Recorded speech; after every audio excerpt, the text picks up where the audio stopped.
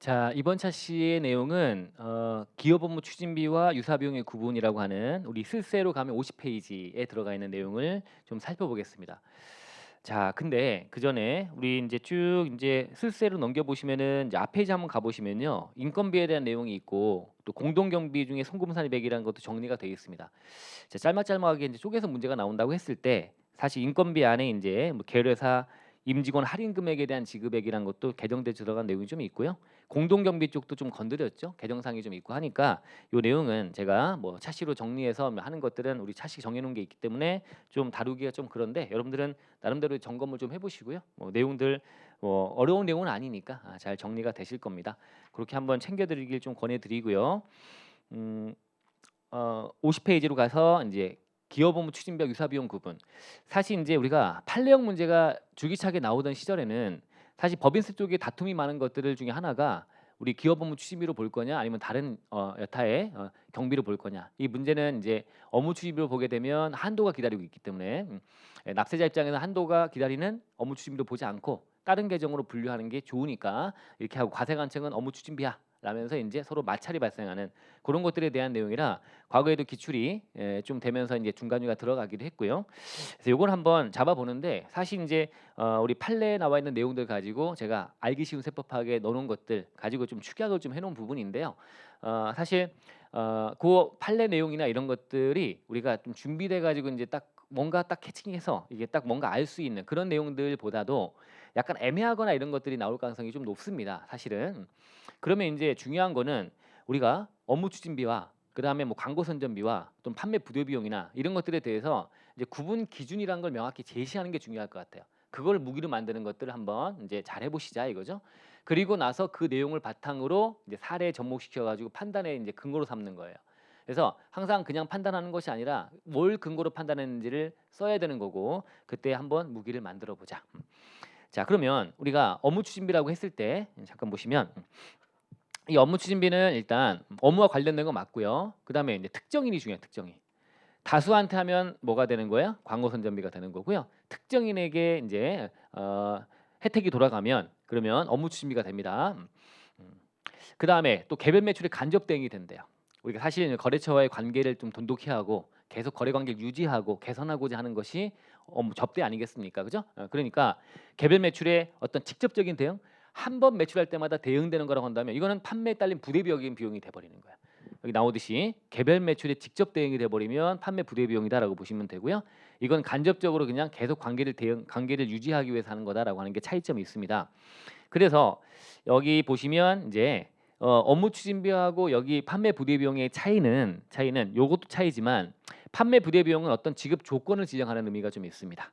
판매 부대 비용은. 근데 기업 업무 추진비는 상대방을 지정하는 거예요. 어떤 특정인 상대방 딱딱 지정해서 그자한테만 혜택이 돌아가게 하는 거다.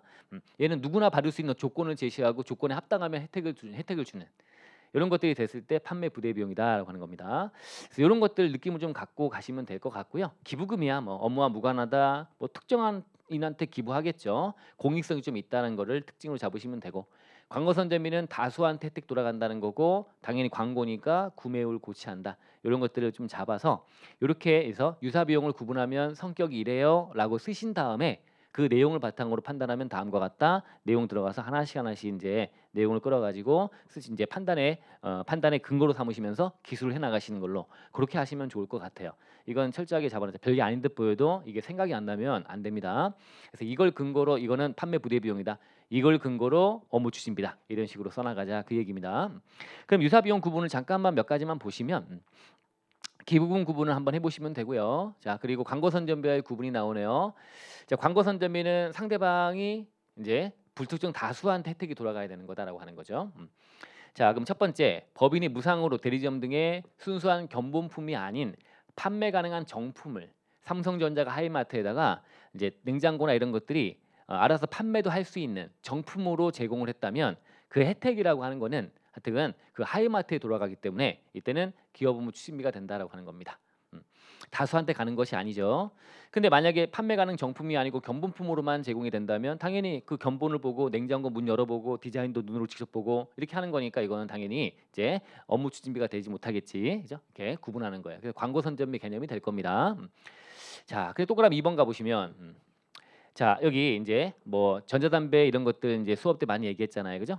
자, 전자담배 회사가 제조회사가 이 대리점이라고 하는 데들한테 이제 약정에 의해서 카탈로그 같은 거 제작하거나 이런 것들 지원하고 또는 홍보하는데 도우미들이 이제 파견해 가지고 이제 홍보도 돕고 이런 걸 했다고 한다면 자사 제품을 광고하는 의미도 있지 않습니까? 그죠? 광고 선전비 개념이 된다. 그런데 이런 걸 지원하는 것이 아니라 그냥 대리점에다가 판촉비 같은 걸로 쓰세요라고 그냥 돈을 주는 거죠, 이제. 이렇게 해 버리면 이건 상대방이 이거는 다수한테 돌아가는 거라고 보면 된다면 얘는 이제 상대방이 지정돼서 어떤 그 대리점에만 지원이 되는 거 아닙니까? 다수한테 혜택이 돌아가는 게 아니고 판촉비로 줬다면 이때는 업무 추진비로 본다. 음, 다수냐 아니면 딱 정해진 특정인이냐라고 하는 그런 개념으로 좀 비교하시면 됩니다. 자, 4번하고 5번 보시면 이제 백화점에서 이제 일정한 금액 이상 뭐 예를 들면 뭐 100만 원 이상 구매하시면 사은품을 줍니다라고 해서 주는 거예요. 자, 이거는 지급 조건을 지정했기 때문에 아까 조건 지정하면 판매 부대 비용이다라고 했는데 판매 부대 비용으로 봐도 돼요. 사실 업무 추진비가 아닌 그 외의 것들은 굳이 뭐 이렇게 구분을 명확하게 하지 않아도 크게 뭐 감점이 되지 않을 것 같습니다. 근데 여기서는 이제 광고 선대비라고 써놨는데 어쨌든 이게 다수한테 혜택이 돌아가니까 그렇다라고 이제 한다면 광고 선대비가 될 수 있고요. 중요한 건 이제 우리 기존에 있던 뭐 우리 연간 매출액이 얼마 달성하고 있는 기존 VIP 고객 딱딱 한 30명, 50명 정해 가지고 그자들한테만 사은품을 증정했다고 한다면 특정인에게 혜택 돌아간 거니까 업무 추진비다라고 하는 겁니다. 이런 식의 한번 느낌을 가져 놓자. 이런 거 사례 보시면서 아까 성격이란 걸 갖다 접목시켜서 한번 판단해 보시는 겁니다. 연습해 보시는 거죠. 어쨌든 무조건 성격을 외우셔야 됩니다. 외우시고 가시면 좋아요. 그다음 판매 부대 비용은 아까 이제 뭐라고 그랬죠? 판매 부대 비용은 어떤 개별 매출이 직접 대응이 되는 거. 한 번 팔 때마다 대응되는 거다라고 하는 거죠. 이게 잘 보여주는 게 여기 이제 8번에 이게 기출 문제 나왔던 거 아닙니까? 예. 경쟁이 치열해서 자사 대리점 치열한 자사 대리점의 어떤 지원을 위해서 고객들에게 자사 제품을 판매할 때마다 무료로 제공할 수 있는 정품 화장지를 지급했대요. 하나 팔 때마다 화장지가 이제 지급이 되는 거지 이제. 하나 팔 때마다 딸려가는 거지. 개별적인 매출할 때마다 딸려서 하나씩 붙어 나가기 때문에 이거는 판매 부대 비용이다라고 하는 겁니다. 이렇게 보시면 되고. 그다음에 뭐 1번 뭐 골프장에서 인제 어떤 조건에 합당하면 금 준다. 기준에 해당하면 다 혜택 받을 수 있다고 한다면 이거는 판매 부대 비용이다라고 보시면 돼요. 어떤 기준을 지정했다. 기준 지정하게 되면 판매 부대 비용. 어떤 기준 지정해서 혜택을 주면서 많이 매출하려고 개별적인 매출에 대응되는 거죠. 인제 어떻게 보면. 지급 기준을 적용하면 이때 판매 부대 비용, 상대방을 정하면 업무 추진비. 상대방을 정하면 이렇게 된다. 2번도 뭐 읽어보시면 되고요.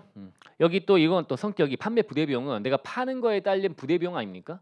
그러면 거래처에다 제품을 보관한 용기를 대여했답니다. 보관 용기를 대여해야지만 내 물건을 팔 수 있는 거예요. 제품을 하나하나 팔 때마다 보관 용기를 대여했다면 그러면 이때는 고름에 관련된 용기 대여한 거에 대한 뭐 감가상각비나 관리비 이런 것들은 판매 부대 비용 본다. 요걸 구체적으로 예를 들어 본다면 이제 빙가루 이런 것들 뭐 아이스크림이라든가 이런 것들은 당연히 그게 냉동고라는 걸 가지고 이제 그죠? 해서 그렇게 보관하다가 파는 거 아닙니까? 그런 것들을 뭐 한 거야? 대여한 거야. 빌려준 거예요. 그러면 그 빙과 업체 입장에서는 그 슈퍼나 이런 마트나 뭐 다 뭐 이런 데 편의점이라든가 이런 데다가 대여했다면 이거 누구 거예요? 그 빙과 업체 거예요. 업체 거고 그 자산을 감가상각 등을 해 나가겠지. 이런 것들은 다 판매 부대적인 비용으로 본다. 하나하나 팔기 위해서 냉동고를 빌려줘야 되고요. 빌려줘 갖고 거기다가 인제 납품하고 등등 해서 거기다 보관하다가 고객들한테 아이스크림 파는 거 아니겠습니까? 이게 대여했다면 판매 부대 비용이다라고 하는 거고요. 그다음에 4번하고 5번 이렇게 보시면 이제 장기할 판매 등 할 때 고객의 신용도 등에 따라서 어떤 기준 정해 갖고 이자율을 차등 적용했답니다. 할부 판매할 때 이자율을 신용도가 높으면 좋으면 할인율 이자율을 낮게 하고 신용도가 나쁘면 이자율을 높게 해서 차등 적용했다라고 하는 거는 기준을 누구한테 혜택 주고 그런 게 아니잖아요. 딱 그 기준을 정해 가지고 하는 거니까 판매 부대 비용 되는 거고 특정한 거래처 지원하려고 할부 이자를 차등 적용해서 거기만 어떤 혜택 돌아갔다면 이건 법무 추진비다라고 하는 그런 개념이 됩니다. 마찬가지가 6번, 7번. 6번은 이제 분양 대금을 빨리빨리 회수하려고 특정한 피분양자에게 알선해 주고 이자를 대신 부담해 줬다면 업무 추진비가 되는 거고 특정한 상대방한테. 그다음에 처음에 분양할 때부터 모든 피분양자들한테 대출도 알선해 주고 이자를 일정액을 대신 부담하는 조건으로 했다면 사수한테 혜택 돌아가는 거니까 특정인한테가 아니라 그러면 판매 부대비다라는 거죠. 그죠? 이런 식으로 한번 느낌을 가져 놓으시면 돼요.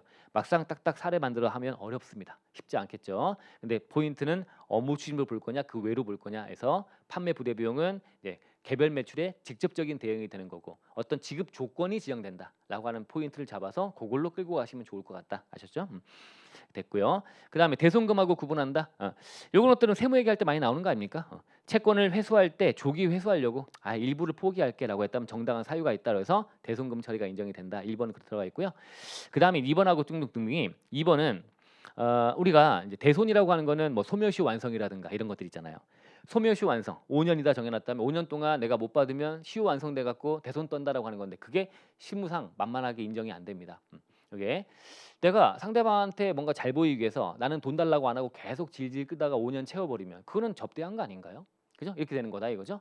그럼 내가 정당하게 뭔가 받으려는 악착같이 받을 노력을 취했느냐가 따져보게 되는데 그럼 정상적인 어떤 법적 조치 같은 것도 취해보고 등등 해야 되는데 그런 걸 취하지 않았대요. 그래서 자동으로 그냥 시효가 지나면서 시간 지나가고 완성이 돼버렸다면 이때는 업무 추진비 등이 되는 거다라고 하는 겁니다. 상대방이 또 뭐 이게 되면 기부금 되는 경우도 있겠죠. 일부. 그다음에 이제 어떤 회의비다라고 하는 것도 이제 많이들 장난치는 거죠. 회의비다. 골프장에서 회의했다는 거야. 말이 안 되는 거죠. 그건 접대해놓고 회의비로 둔갑시킨 거다라고 봐서 업무 추진비가 된다라고 보시면 되고요. 그리고 금액이 너무 크대 견본 같은 것도 고액이래요. 견본인데 샘플로 이제 가지세요. 샘플이니까 가지세요. 1억짜리를 줬다. 너무 심하죠. 이런 경우라고 하면은 참작해서 정상의 어떤 범위를 좀 벗어났다 초과했다면 업무 추진비 접대한 게 아니냐 이렇게 돼 있다라고 보시면 되고요. 이 판례 같은 거 나오는 건 이제 수업 때 좀 진행한 것들 좀 몇 개 나눴는데 이렇게 보시면 됩니다. 부도난 회사를 인수했대요. 그 부도 회사를 인수하면서 그 인수한 회사의 거래처에다가 못 갚은 돈을 대신 갚았대요. 그거는 관계를 유지하기 위한 업무 추진비 아니냐라고 하는 게 있다라고 보시면 되고요. 이땐 따져봐야 될 것이 그 부도난 회사를 인수하는데 부도 회사 인수하면서 그러면서 그 부도 회사가 이제 못 갚은 채무나 이런 것들을 자기가 책임지는 걸로 조건을 달아가지고 인수하고 막 그랬던 거. 그러면 법적으로 떠안은 승계받은 채무를 갚는 거니까 이건 업무 추진비가 되지 못하겠지만 그런 게 아니라 이제 정상적으로 이제 뭔가 대금을 내가 못 갚은 거를 내가 갚겠습니다라고 이제 법적 책임을 떠안으면서 이제 했다 그런 게 아닌 상태에서 그냥 부도회사를 인수한 다음에 이제 어떤 독점적인 어떤 원재료 공급처라든가 이런 데에 빚을 안 갚으면 그러면 그 회사의 사업을 인수한 얘가 또 사업 활동 벌이는데 애로사항이 있기 때문에 그래서 대신 갚아주면서 그 독점적인 어떤 원재료 공급처 이런 데들을 이제 관계를 유지하려고 했다면 업무 추진비가 된다 그런 얘기입니다. 이렇게 해서 좀 구분해 보시면 되고요.